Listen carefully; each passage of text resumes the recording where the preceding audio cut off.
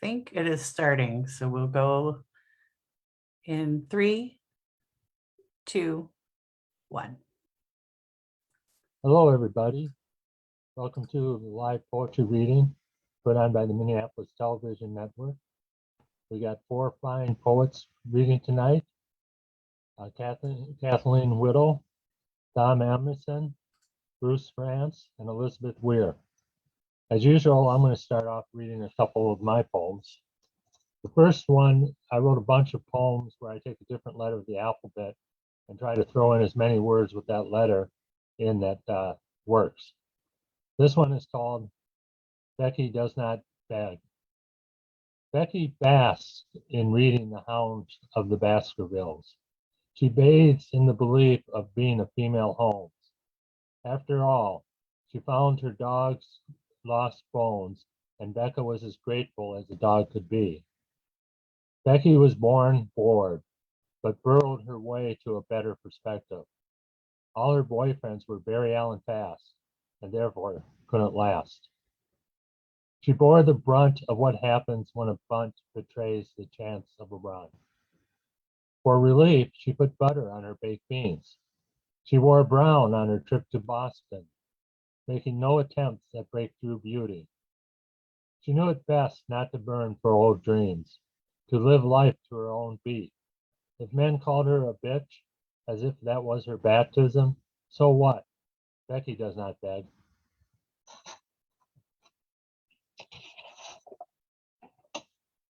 And then a more recent poem.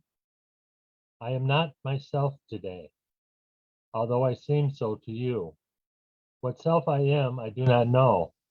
Perhaps some variant of a dark cloud covering a rainbow, muttering rain, rain, rain.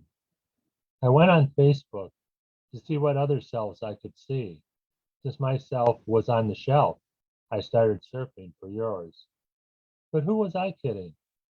I was searching for some secret self of mine, a self yet to find. I was about to give it up when I looked out my window and saw it was starting to rain. Our first reader tonight is Kathleen Wedl. Kathleen is a lifetime Minnesotan.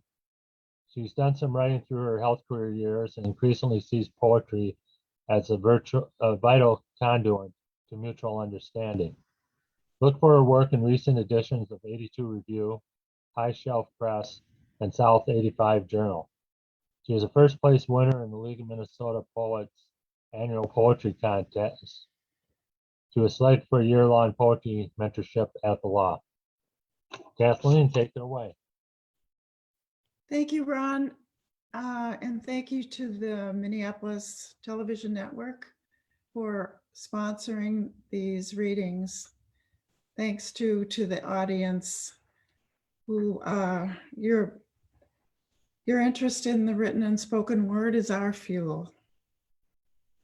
I started writing poetry as a young mother because what mother isn't driven to poetry?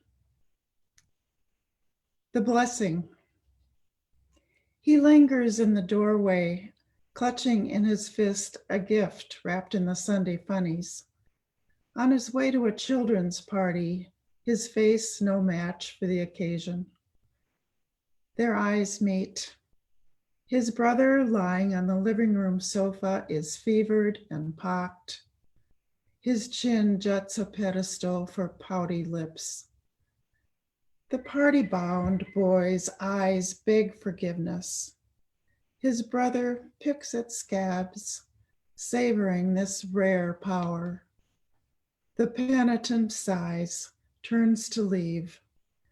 Then from the sofa comes the blessing. Well, where's my kiss, stupid?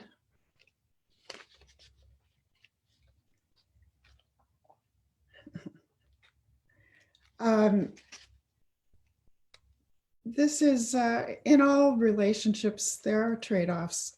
This is called fair trade. You give me Honeycrisp, I give you Prickly Pear.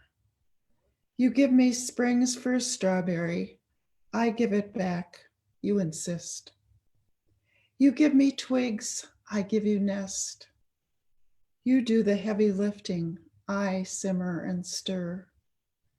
You give me brave new world, I give you great expectations.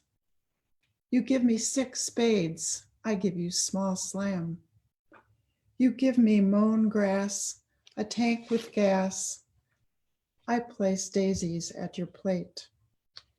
You give me the palm of your hand, undulating down my naked spine, slick with almond oil. I give you a sleepy kiss. You give yourself solitude when not kneading or apple dangling, for work, thoughts, the occasional cognac. I give you this poem.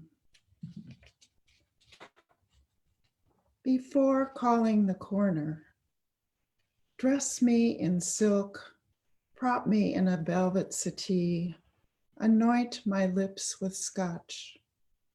Parade me with a jazz band, costumed children, pigs in tutus, family clowns. Burn me inside the belly of a bull as the dragon stands witness. Bury me in a hollowed out tree trunk or beneath the kitchen table. Exhume my body later, spray it with wine, and let the band play. Dance my essence slow and sexy. Send me off with a song of laughter. If a coffin it must be, make it a Lamborghini or a warm mixed berry pie.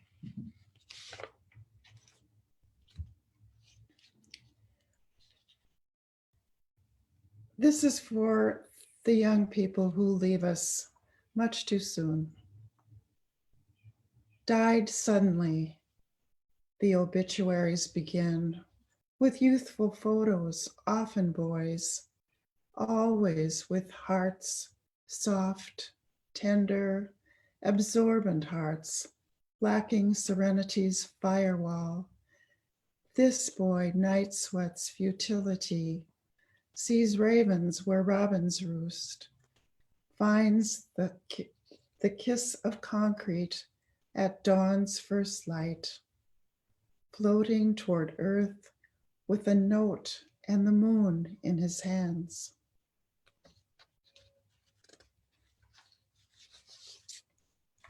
Sometimes relationships fall apart. This is called disintegration. It's not working, they say.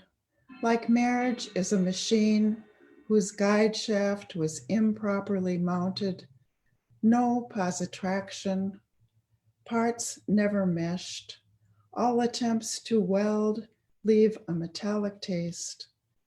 No amount of lubricant restores torque. Finally, a faulty sensor blows the pressure gauge. They will disassemble, lay out the parts, pick through and divide. The children listed under moving parts will move between them as each X finds the whir, the buzz, the missing baroom.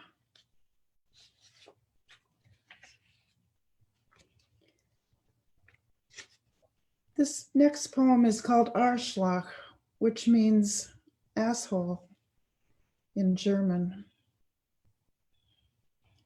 He was a warm, crusty Luxembourger, loved reeling off a good story, though his style was droll, only allowing the curl at one side of his mouth when he pulled off a lunker. Then again, he bore no fools. If you failed to trim your toenails, causing holes in your socks, you were an Arschloch. Let your hair grow around your ears, wear a cap to church, abandon your tools to rust, Arschloch. Drive out on thin ice, creating danger for rescuers, Arschloch doppelt. Sheer disgust was reserved for those who poked their heads above the fray, playing big shot or buffoon. Once he quietly called a neighbor lady an Arschloch for dressing as a buxom clown on Halloween. But small towns harbor no secrets. Hearing he'd been exposed, he sat silent in his chair, pipe cupped and unlit, as he pondered the pain his easy words had stirred. Then, smoothing the felt of his fedora, the Arschloch crossed the street to beg pardon.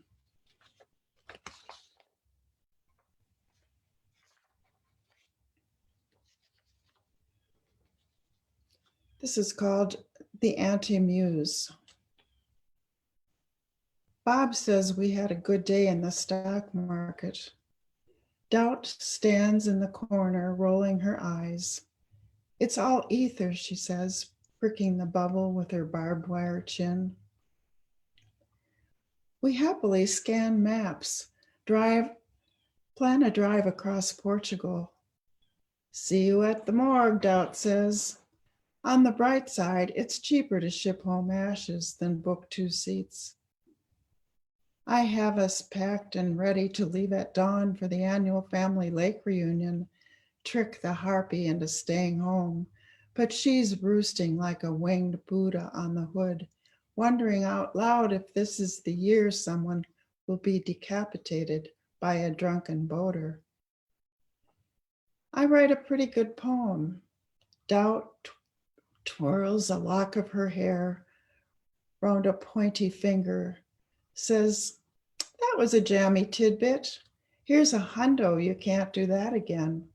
Anyway, shouldn't you be ironing? She hoots when I comfort a sick friend with a promise of prayer, calls me a flim-flam fake, says I could do more with chicken soup, or offer to do her ironing. You're good at ironing. Mother's Day, I wring every drop of joy from handwritten notes, flowers, family togetherness. Doubt examines a message that brought me to tears, tosses it back and says, aren't they required to kiss up today? She's speechless when I'm in the spring garden, enraptured among electric blue forget-me-nots, columbine and iris. Thrilled to shut her up, I tape post-its around the house, affirmative words like aplomb, confidence, peace. Aplomb gets under her warty skin big time, while Doubt scratches, damned if I don't see my muse swaggering up the block.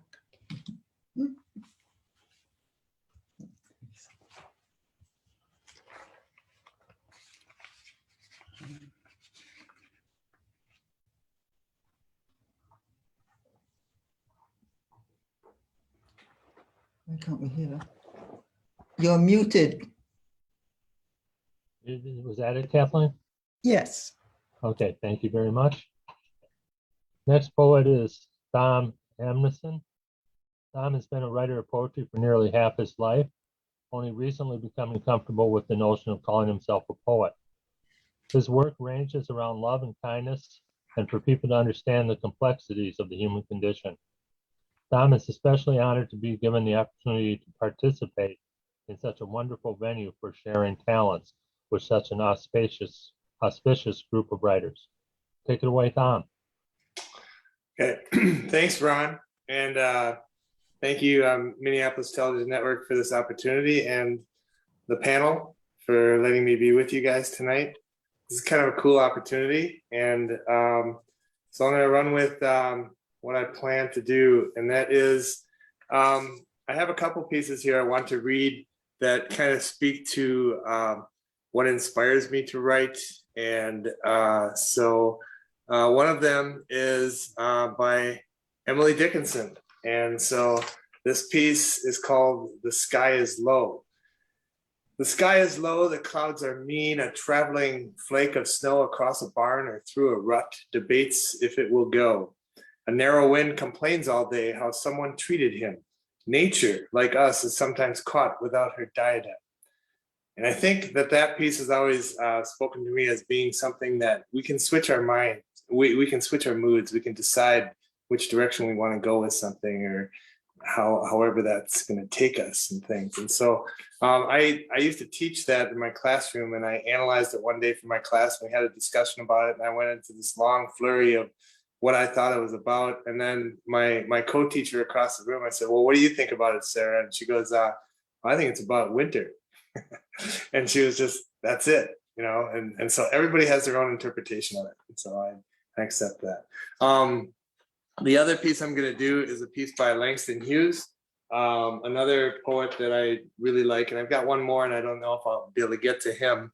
But this is called Theme for English B. And I don't know if you guys are familiar with it, but the thing that I like about this piece is it really speaks to the whole idea of being a person of color in a white university back in the 40s, 50s and things. And so it really speaks about racial justice in a more calming, gentle way than what we're typically used to hearing. So this is Theme for English B. The instructor said, go home and write a page tonight. Let that page come out of you. Then it will be true. I wonder if it's that simple. I am 22, colored, born in Winston-Salem. I went to school there, then Durham, then here to this college on the hill above Harlem.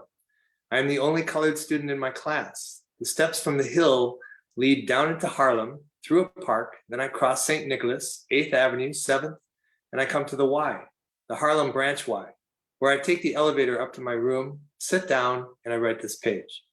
It's not easy to know what is true for you or me at 22, my age, but I guess I'm what I feel and see and hear. Harlem, I hear you, hear me, we, too, you, me, talk on this page. I hear New York too. Me, who?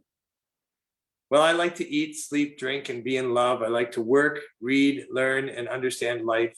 I like a pipe for a Christmas present, or records, Bessie, Bop, or Bach. I guess being colored doesn't make me not like the same things, the same things other folks like who are other races. So will my page be colored that I write? Being me, it will not be white, but it will be a part of you, instructor. You are white, yet a part of me, as I am a part of you. That's American. Sometimes perhaps you don't want to be a part of me, nor do I often want to be a part of you, but we are. That's true. As I learn from you, I guess you learn from me, although you're older and white and somewhat more free.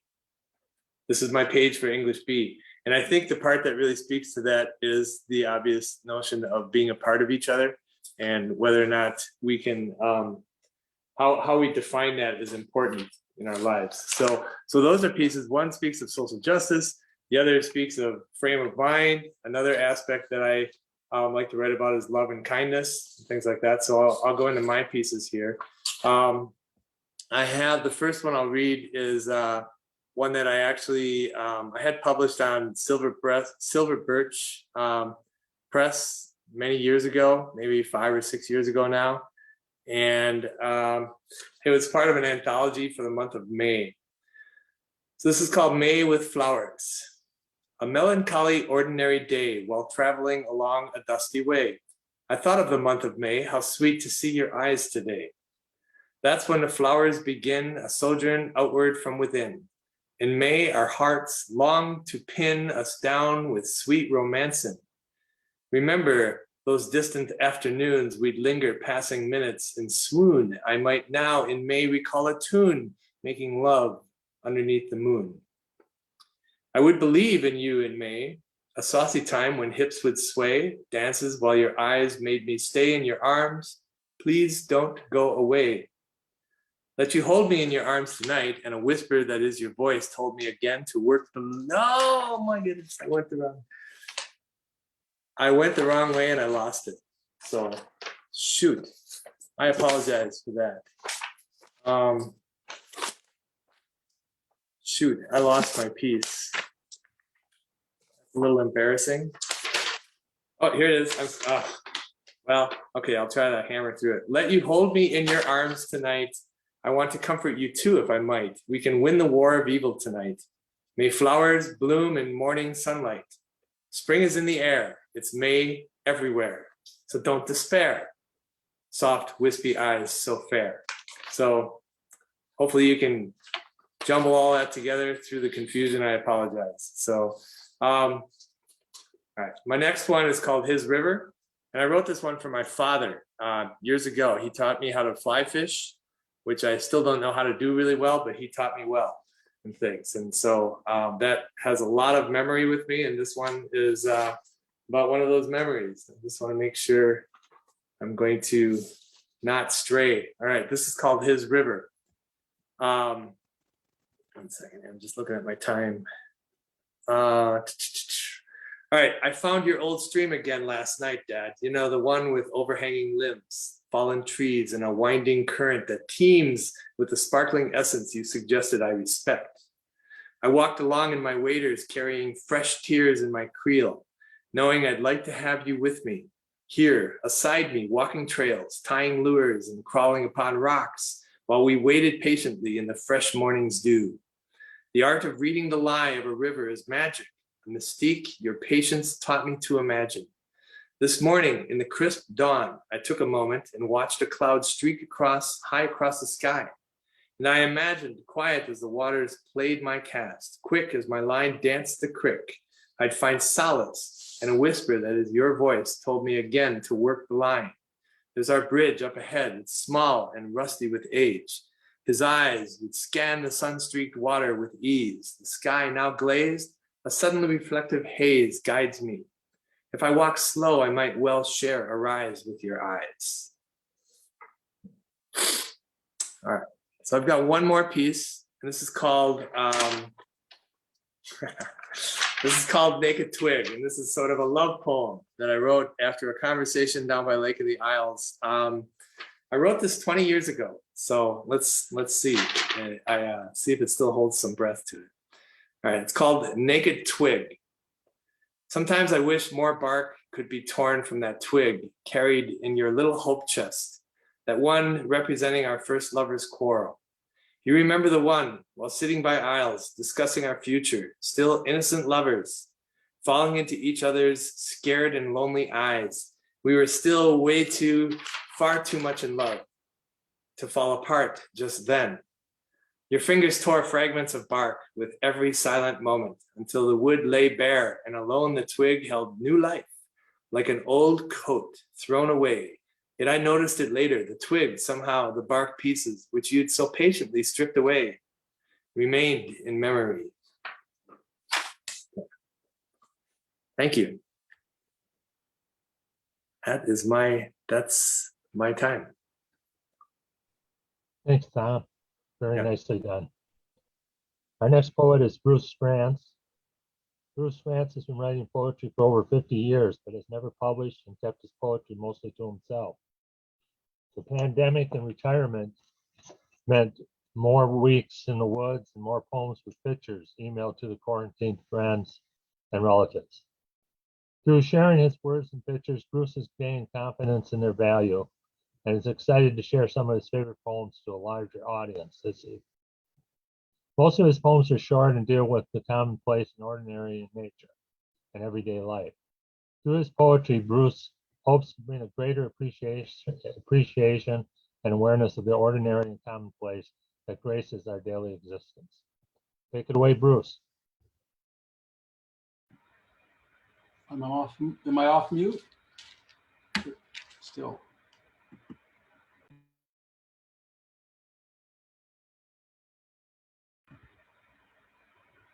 Now you're good, Bruce. Okay, thanks. All right, well, this is a pleasure. Thank you all very much. I'm kind of overwhelmed by this with all these auspicious poets, and but I've, a little bit like what Ron said in the introduction, I've gained some confidence, and I guess like Thom was talking about being uncomfortable calling yourself a poet, and I'm slowly becoming a little more comfortable at it. And my poetry is a little bit different in that they're a bunch of short poems, so I'll just start. They're very straightforward, so there's not too much to think about. So I hope you enjoy them. When I seek sublime, ridiculous cracks of smile, Blake? Dickinson? You? maybe Rod McEwen. That's for older people who may remember Rod. Rod McEwen was a popular poet that I guess most of us didn't think was very good. Smell rain coming, then hear it start to hit. Leaves above, my head below. Rivulets run down my face, mouth corners watered. Taste our salt. Close my eyes and let it all soak in. Crystal moon and stars, wrecked by morning's orange ball. Life in pieces again.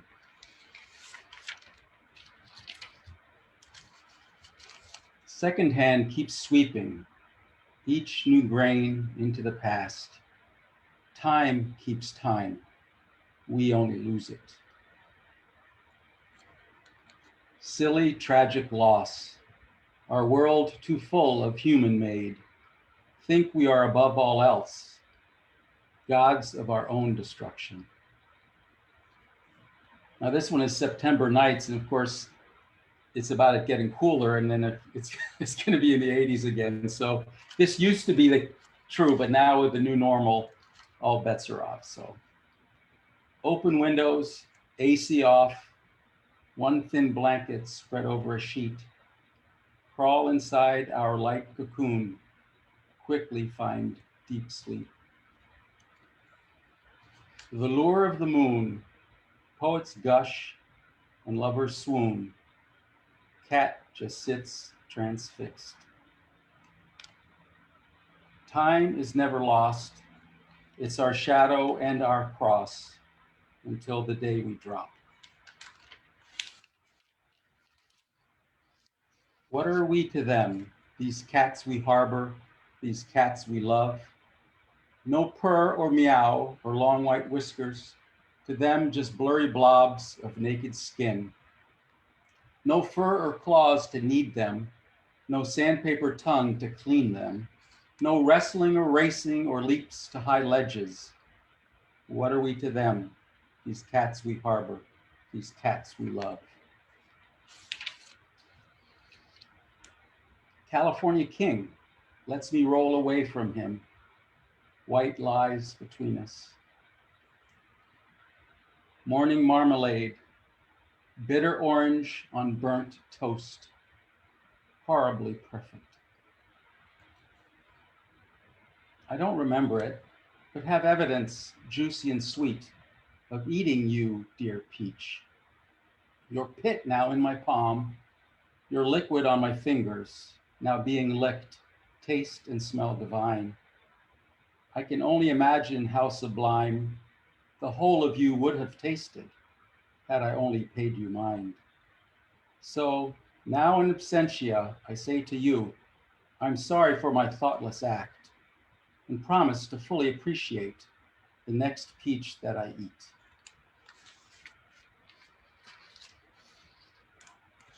Leaves shed to reveal white light between bare limbs, black river ribbons. Lone goose, frantic wings, wrong way through November winds. Who will honk to him? Abandoned and repossessed.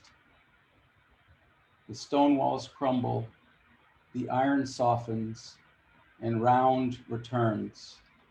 In empty rooms full of silent echoes, purple heather shouts. Backyard skeletons, branches naked against the sky, now freed to gather stars. Red, yellow, and blue, sunlight colored drops of dew, ultraviolet hides.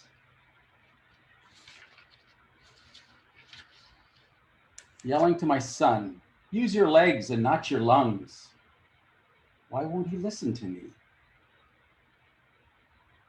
Long and flowing robes, judges black and clansmen's white, injustice from all sides. We had to be artists, scratch or paint all memories on our walls of stone. Milkweed bar, Almost empty outdoor bar. Patrons sip the nectar. Arrive singly, leave alone. No kaleidoscope to join. Kaleidoscope is a group of butterflies, in case anyone wondered. Electric blanket. Clear night skies have no stars, only human glare. Oolong, too long steeped, left a cool, now bitter cold. Maker sound asleep.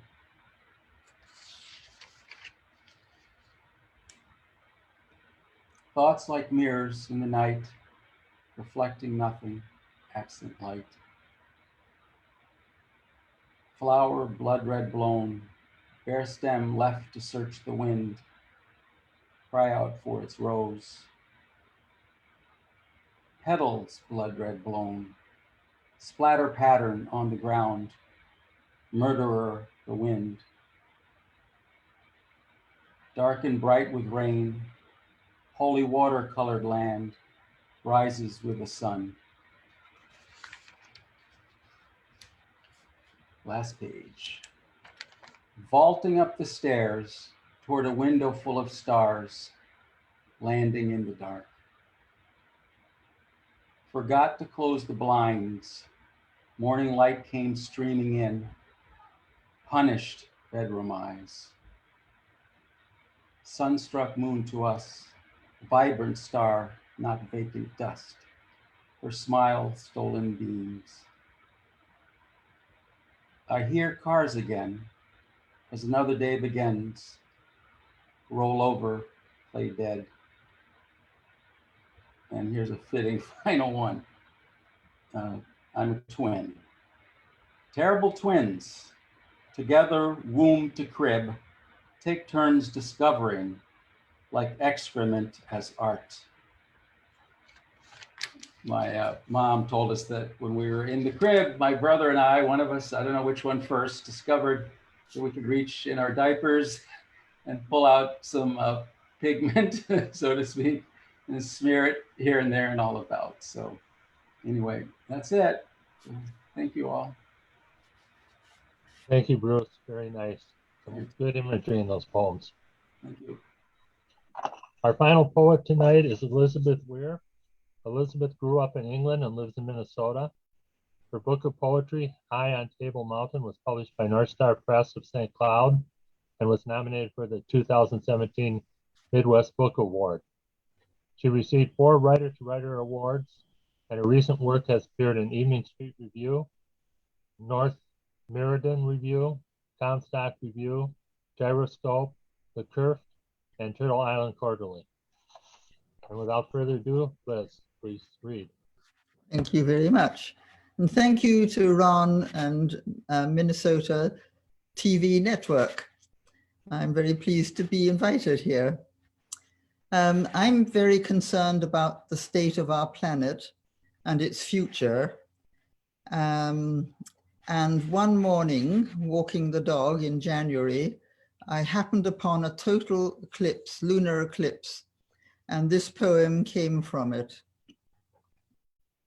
Earth casts its shadow across the moon. Drowsy in dressing gown and boots, I idled along the driveway, Cody's nose interpreting the happenings of the night. Lifting my gaze from the dog's cheery tail, I chanced to glance westward and saw through dark branches a great orb, a bruised-looking eye, mottled in shades of purple and ruby, its lens a brilliant disk of light, focused downwards, as though studying its parent earth, seeing how it suffocates and burns in the smog of our needs. The moon itself, trespassed by our ambitions, our planet home burdened with our burgeoning demands. I shiver as our tired planet rolls forward and the moon's eye blinks shut. Then I have another poem sort of in the same vein, the impact of humans. A time is over. We watched a red-breasted gnat spout on the rough trunk of a great white pine. The bird, no bigger than my thumb, selects a cleft of bark and hides something small, storing fodder for the long winter to come.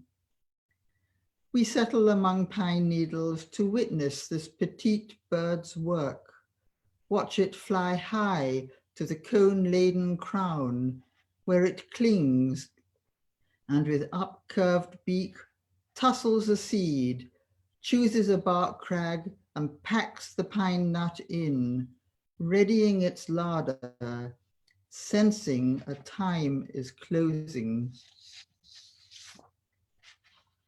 One more somewhat in that vein.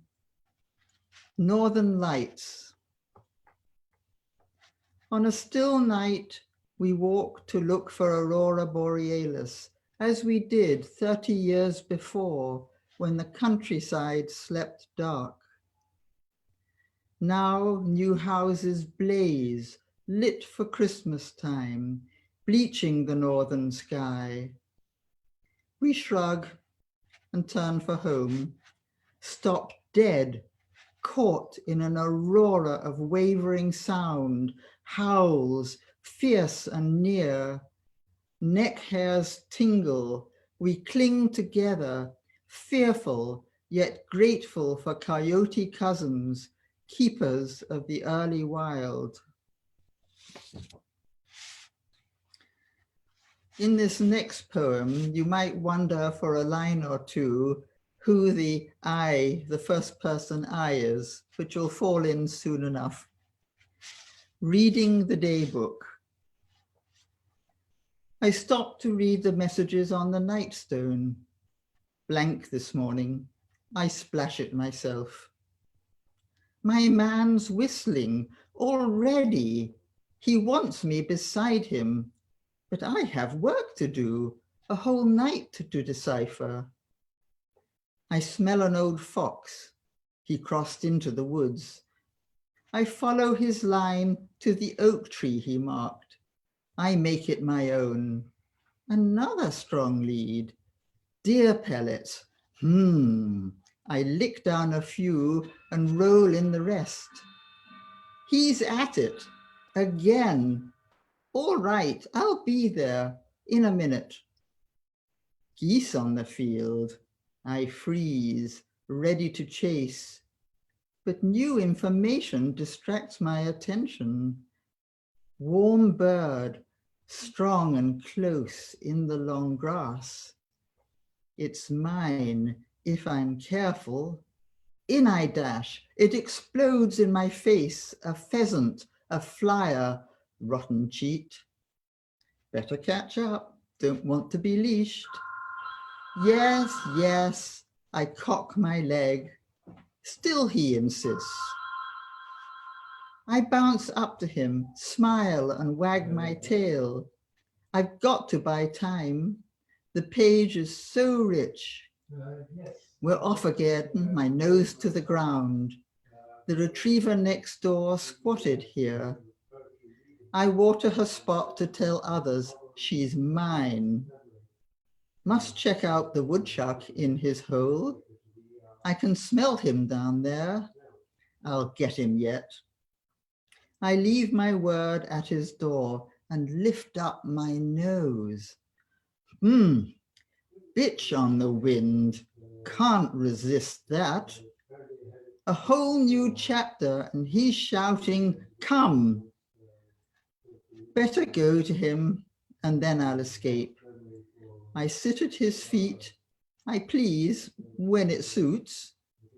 He's leashed me, the devil. I did what he said, and the storyline was hotting up ever so well. Oh, why am I tied to an illiterate man?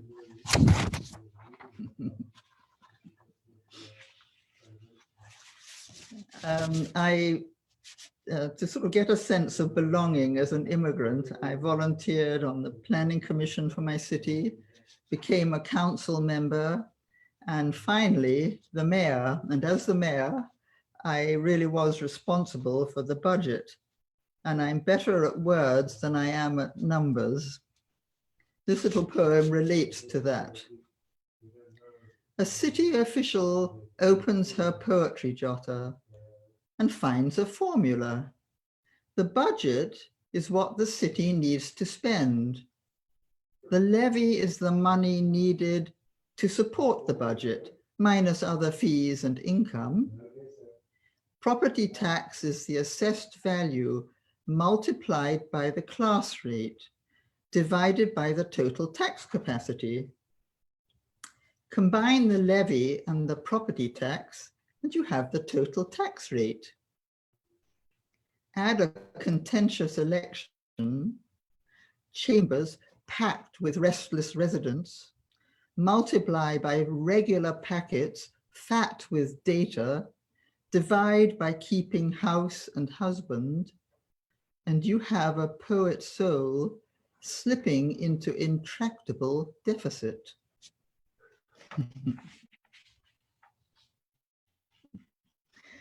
Do I have time for one more? Yeah, I think I do. As you can hear, I didn't originate in Minnesota. This is a little poem is about serendipity and perhaps a love poem. Improbable. Improbable that I should pass at the very moment a dragonfly alights on a wing of a dragonfly sculpture, a lone piece of art planted in a Minneapolis prairie. Improbable that I should be here in distant Minnesota with you, that you should have come uninvited to a Polish party in South Africa, that we should have met, you from Ireland, me from England. Improbable that I should happen to land on the apex of your cardiologist heart that long ago night, that we are here, contented, far from our origins among summer prairies, sun-glanced wings, unlikely sculptures. Thank you very much. Thank you, Elizabeth. Very nice. I like the poem about the dog, obviously. Thank you, everybody, for listening. Thank you, poets, for reading. I'm going to finish it up with one of my favorite Shakespeare sonnets. My mistress' eyes are nothing like the sun. Coral is far more red than her lips red. If snow be white, why then her breasts are done. If hairs be wires, black wires grow on her head. I have seen roses damasked red and white, but no such roses see I in her cheeks. And in some perfumes there is more delight than in the breath that from my mistress reeks. I love to hear her speak, yet well I know that music hath a far more pleasing sound. I grant I never saw a goddess go. My mistress, when she walks, treads on the ground, and yet by heaven I think my love is rare, as any she belied with false compare. Thank you, everybody. Have a good night. Thank you, Ron. Bye-bye. Thank you, Ron. Thank you, MTN. Thank you, everybody. Thank you. Bye-bye. Great fun. Nice meeting all of you. Yep. Really. Bye-bye.